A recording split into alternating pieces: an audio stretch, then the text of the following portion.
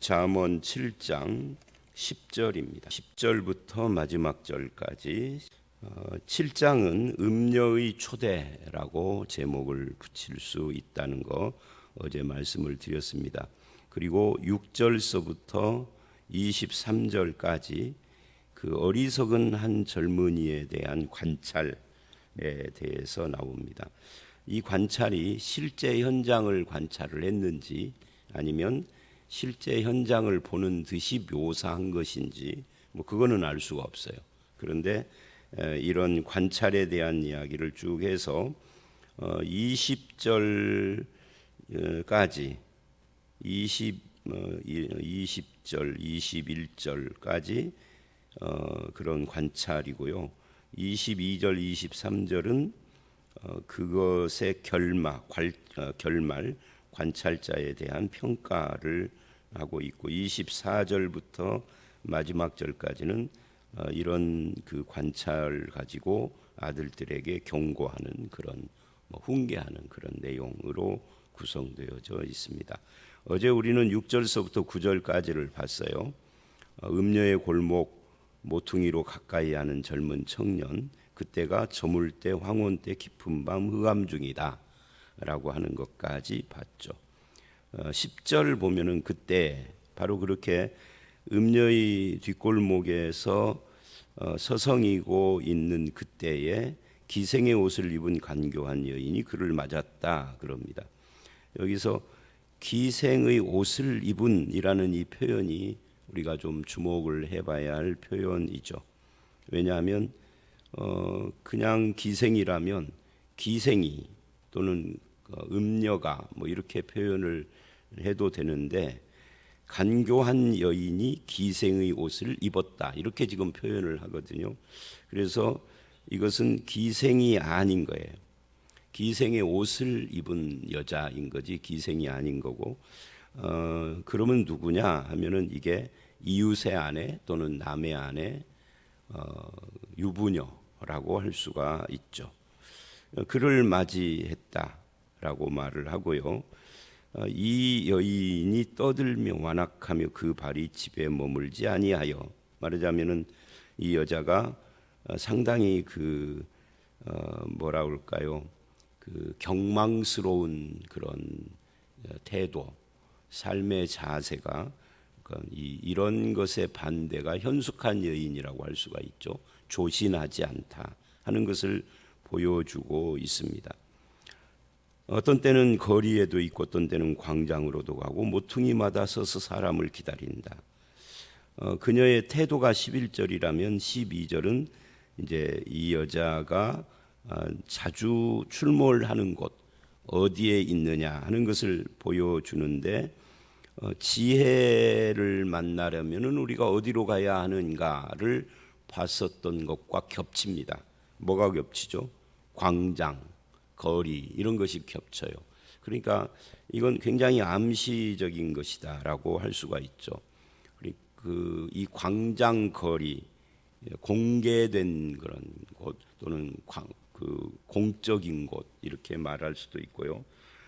세상이라고 할 수 있는데, 근데 거기에 지혜도 함께 있어요. 그러니까 그 계시록을 보면 하나님이 교회를 보호하는 곳 이름을 1260일 동안 교회를 보호한다 하는 말씀을 하시는데 그곳이 광야라고 해요. 그런데 그렇게 교회를 보호한다라는 말씀을 하고 몇 절 뒤에 거기에 붉은 용이 내려가서 함께 있어요.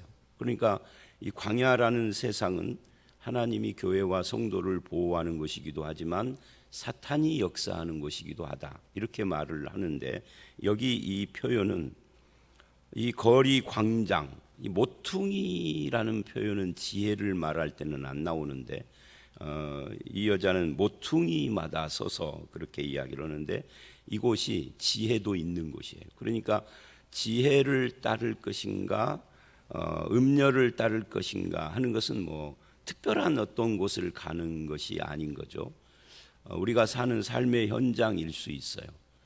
자, 근데 이제 여기까지 10절로 12절까지 이 여자가 입은 옷, 이 여자의 태도, 이 여자가 있는 곳, 이렇게 이야기를 했는데, 이 기생의 옷을 입은 간교한 여인이 기생이냐 아니면 이웃의 아내, 남의 아내, 유부녀냐에 따라서 이게 또 상당히 달라지는 겁니다. 기생일 경우에는 뭐 법적으로 그것도 하나님 앞에서는 잘못된 것이지만 법적으로는 정당한 대가를 치르고 별로 하자가 없는 것이 될 수가 있어요. 근데 만약에 이것이 유부녀라고 하면은 이제 뒤에 끝에 가서 결말에 나오는 것처럼 목숨을 내놔야 하는 그런 것이에요. 기생은 값을 치르고 그 대가를 치름으로써 해결이 가능하지만 유부녀는 대가를 치를 수가 없는 거죠. 값이 없어요. 생명을 내놓는 것밖에는. 그러니까 굉장히 위험한 것이 됩니다. 그런데 이런 음녀의 유혹이 지금 이 젊은이에게 굉장히 먹히고 있는 거죠. 그 여인이 13절 그를 붙잡았습니다. 접근 방법을 말합니다. 한 절 한 절이 이 여자의 그런 태도에 대하여서 주제별로 다루는 듯하죠. 접근 방법이 붙잡고 입맞추며 부끄러움을 모르는 얼굴로 그에게 말하되, 그리고 이렇게 말을 했습니다. 14절, 이제 14절이 그 유혹하는 말의 내용이죠. 여러 가지 유혹거리들을 20절까지 쭉 제시를 하는데, 내가 화목제를 드려 소원한 것을 오늘 갚았노라. 이게 첫 번째예요. 이게 참 재미있는 표현인 것이 뭐냐면 화목제라든지 소원이라든지 이게 전부 다 종교적인 표현이라는 거죠.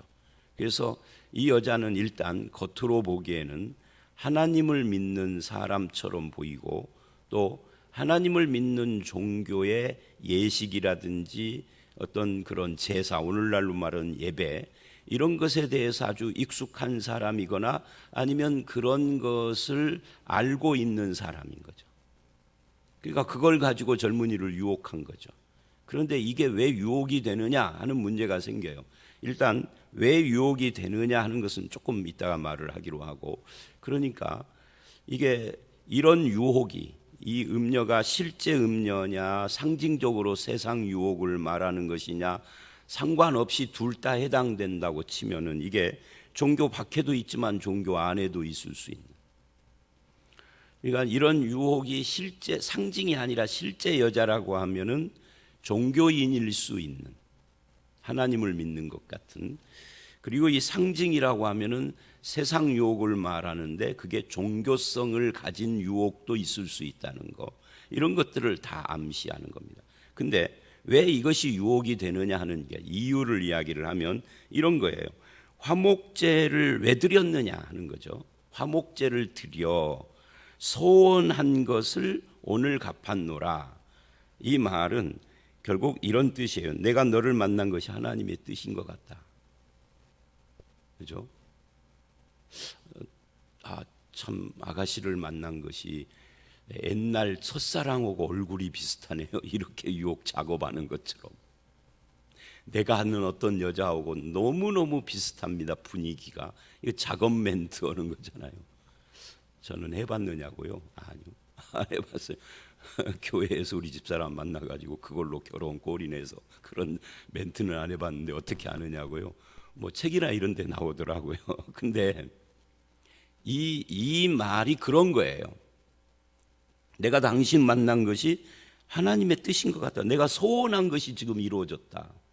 화목제물 드려 소원한 것, 그거 오늘 내가 갚았는데 그 화목제로 소원한 것을 갚자마자 당신을 만났으니까 하나님의 뜻이다. 너와 내가 사랑하는 것이 하나님의 뜻이다. 그래서 이게 이제 이걸 통해서 젊은이의 마음을 확 열게 하는 거죠. 그죠? 사람이 자기 합리화의 심리를 이용하고 있는 겁니다.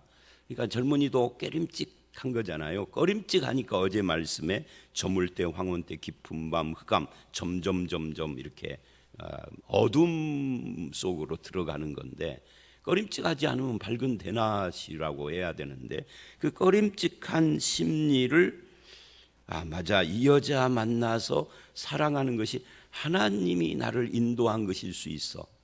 이렇게 합리화시키는 심리에 말하자면은 증거 제시한 것 같은 그런 유혹이니까 결정적인 유혹이 되는 거예요. 이렇게 되면 그리고 15절 이러므로 내가 너를 맞으러 오고 이러므로 그러니까 화목제로 소원 기도한 것이 오늘 내가 갚았는데 드디어 하나님 앞에 약속 온 거 갚았는데 너를 맞으려고 그런 거다. 그래서 뭔가 이제 소원을 갚았기 때문에 좋은 일 생길 것 같아서 너를 맞으려고 나왔다. 그리고 네 얼굴을 찾다가 그러니까 너와 내가 만난 건 우연이 아니야. 정말 너 같은 사람 만나려고 그래서 그런 거죠. 그런데 드디어 너를 만났다. 너는 요즘 현대식으로 말하면 너는 내 이상형이야 이런 거 같은 거죠. 이상형 만나고 싶어서 화목제물 드려서 소원을 갚았는데 하나님이 딱 만나게 한 거야. 뭐 이런 정도의 뜻이 여기에 포함되어 있는 거죠.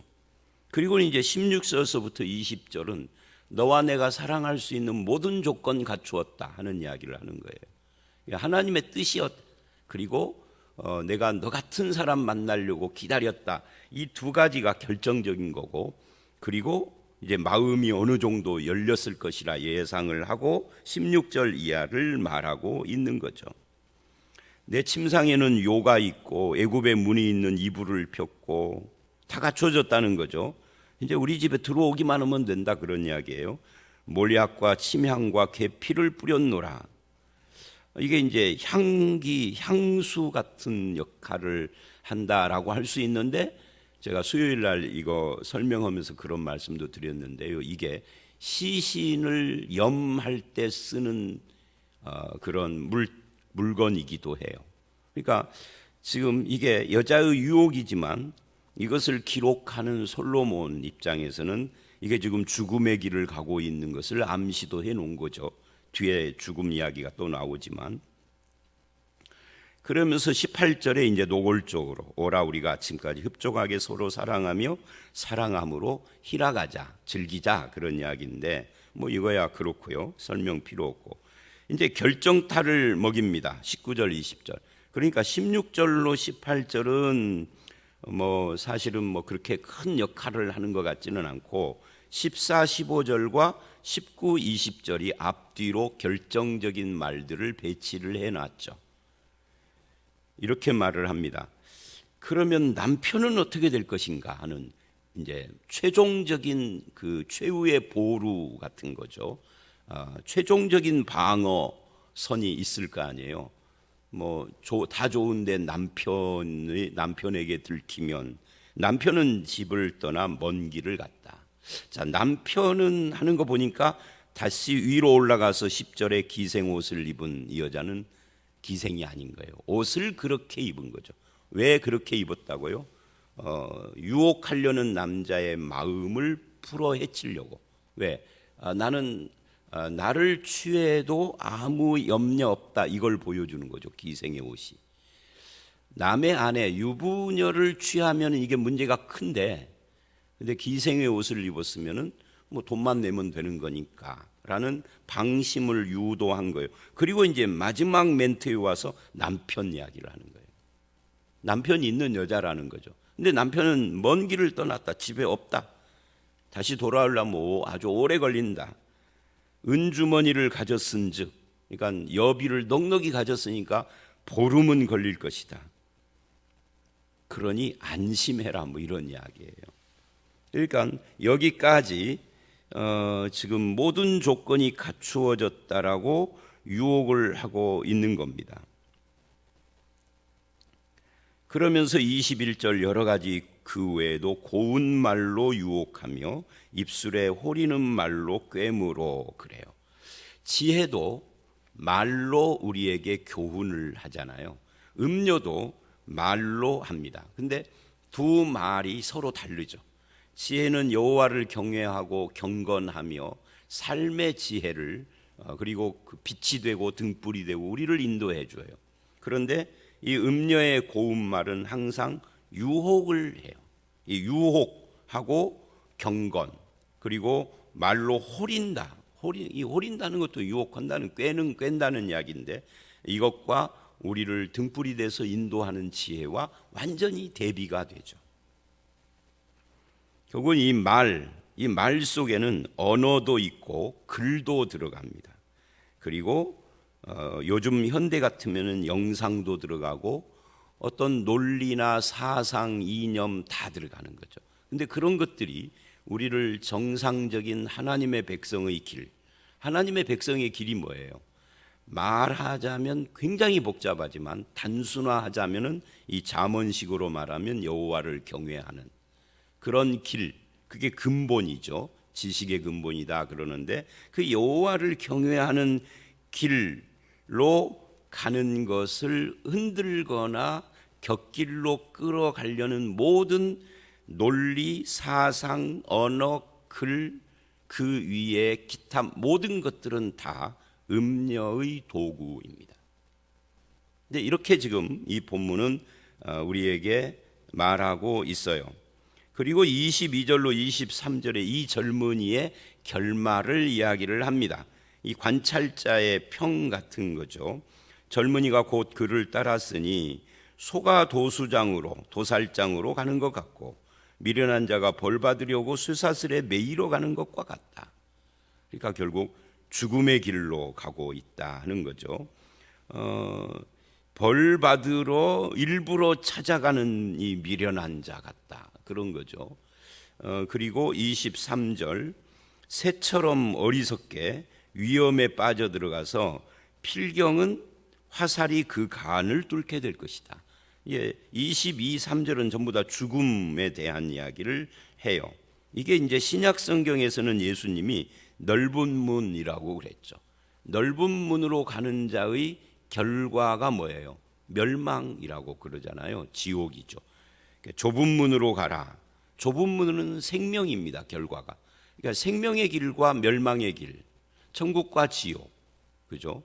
그 양쪽 길이 우리들에게도 앞에 놓여 있죠. 이 젊은이는 이제 결국은 그 넓은 문, 많은 사람들이 가는 그 유혹의 길을 따라가서 멸망하게 될 것이다 라고 지금 말하고 있는 겁니다. 오늘날 우리 그리스도인들 중에도 이렇게 어리석게 살아가는 사람들이 간혹 있어요. 특히 성윤리에 있어서 윤리의식이 희박한 사람들이 있어요.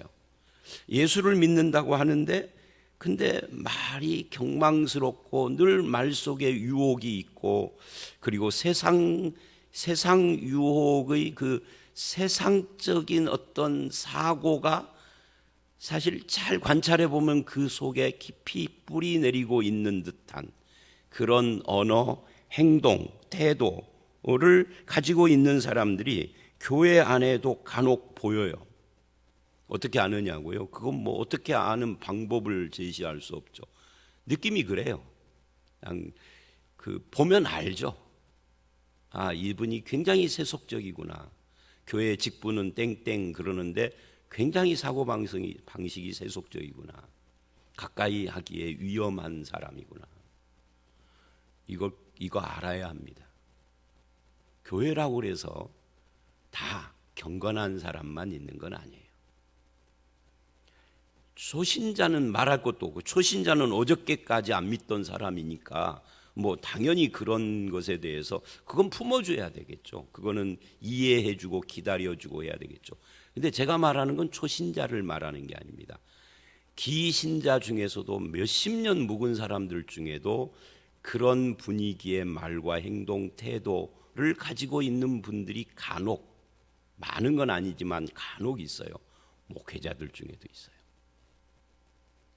제가 오래전 이야기입니다마는 수십 년 전 이야기기는 한데 어떤 목회자가 저한테 그러더라고요.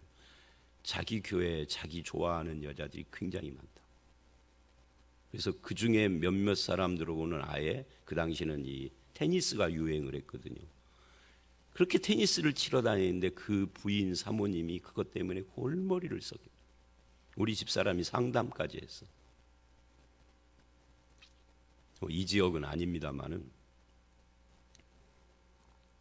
그러니까 우리 스스로 우리도 우리 자신을 이런 면에서 특히 성윤리 문제에 있어서 자기 점검이 정말 필요합니다. 경건한 삶의 태도를 가져야 언어 속에도 있어야 돼요. 사실은 언어가 모든 것이죠. 사실 언어가 마음에서 나오는 것이니까, 언어가 그러하면 마음이 그러하다는 거니까, 이게 스스로 걸어서 올가미에 들어가는 새처럼 결국은 이 화살로 염통이 꿰일 텐데, 그래서 선명한 기준, 윤리에 대한 선명한 기준이 필요합니다. 제가 늘 말하잖아요. 윤리가, 우리의 행함이 구원의 조건은 아니에요. 근데 우리의 윤리, 행함이 구원받은 자의 열매예요. 어느 것이 더 무서운 건가요? 어느 것이 더라고 조건으로 삼으면 그거는 하나님이 실종되는 거고, 열매라고 하면은 구원받은 여부를 말하는 거고. 그러니까 항상 우리의 이 구원받은 하나님의 백성들의 윤리, 삶 또는 행함은 선명한 기준이 필요합니다. 그 선명한 기준이 어디서 나오느냐? 이 잠언식으로 말하면 지혜에서 나온다. 그럼 지혜는 뭐냐? 이제 8장에서 지혜는 뭐냐가 나오죠. 지혜는 결론적으로 하나님이에요. 하나님과 하나님의 말씀이죠. 그래서 지혜에 가까이 하는 것이 이런 음녀의 유혹, 세상의 유혹을 물리치고 선명한 기준을 세우는 방법이라고 할 수가 있겠죠. 말씀을 가까이 함이 그래서 필요하고, 기도하는 것이 그래서 필요해요. 근데 말씀과 기도가 필요한데 우리는 말씀을 대충 읽고 기도는 자기 소원만 말하죠. 그러니까 뭔가 좀 한 2%가 아니라 한 20% 부족한 듯해요. 말씀은 자세히 읽어야 되고 깊게, 기도는 하나님의 뜻을 구해야 합니다. 근데 우리는 이걸 반대해요. 대충 읽고 내 소원만 말하고. 그러니까 그런 말 하잖아요. 무속 신앙을 갖고 매일 정한수를 떠놓고 새벽에 기도하던 사람이 어느 날 예수를 믿으면 누구보다 더 신앙생활을 열심히 한다고. 왜냐하면 그 하던 버릇이 있어가지고 새벽 기도 1년 12달 비가 오나 눈이 오나 한 번도 안 빠지고. 여러분 말하는 건 아니에요. 근데 문제는 그런 종교 행위 속에 있는 그의 생각이, 그 기본 바탕이 어디에 있느냐는 거예요. 내 소원을 극진하게 정한수 떼어놓고 빌듯이 교회 와서 한다면 그건 기독교 기도가 아닌 거죠. 겉으로 보면 기독교 기도인데 속은 무속인 거잖아요. 그러니까 말씀과 기도가 경건의 비결, 방법, 성경에는 이 두 가지 말고 다른 건 말하지 않습니다. 그런데 그것마저 우리가 엉뚱하게 한다는 거죠. 말씀도 기도도. 그래서 하나님의 뜻을. 자, 다시 본문에 와서, 그래서 24절로 27절은 여태까지 어리석은 자에 대한 관찰을 적용하고 경고로 아들들에게 말을 하는 겁니다. 음녀 또는 세상의 길은 그 끝이 멸망이다, 수월의 길이다 라고 하는 것을 말하고 있어요. 아들들아, 내 말을 듣고 내 입의 말에 주의하라. 음녀의 그 고운 말 21절과 24절에 내 말을 듣고 내 입에 주의하라, 서로 대비가 되죠. 그리고 25절에 네 마음이, 그래요, 내 마음을 지켜라. 이 잠언은요 항상 성을 지키는 것보다 마음 지키는 것이 더 중요하고 어렵다 하는 것을 기본 바탕에 깔고 있어요. 마음을 지켜라. 어떻게 해요? 음녀의 길로 치우치지 말며 그 길에 미혹되지 말아라. 이 마음의 문제입니다. 대저 그가 많은 사람을 상하게 하여. 그는 누구죠? 바로 음녀를 말하는 겁니다. 엎드러지게 하였나니 그에게 죽은 자가 허다하다. 그의 집은 수월의 길이라. 이제 그 음녀의 뒤를 따라 그 집에 들어가는데 거기가 수월, 무덤이다. 또는 뭐 수월을 조금 더 확대하면 지옥이다는 거죠. 사망의 방이다. 무덤이고 죽음이고 지옥의 길이다, 멸망의 길이다 하는 것을 말을 하는데, 이 24절로 27절의 핵심은 다시 마음입니다.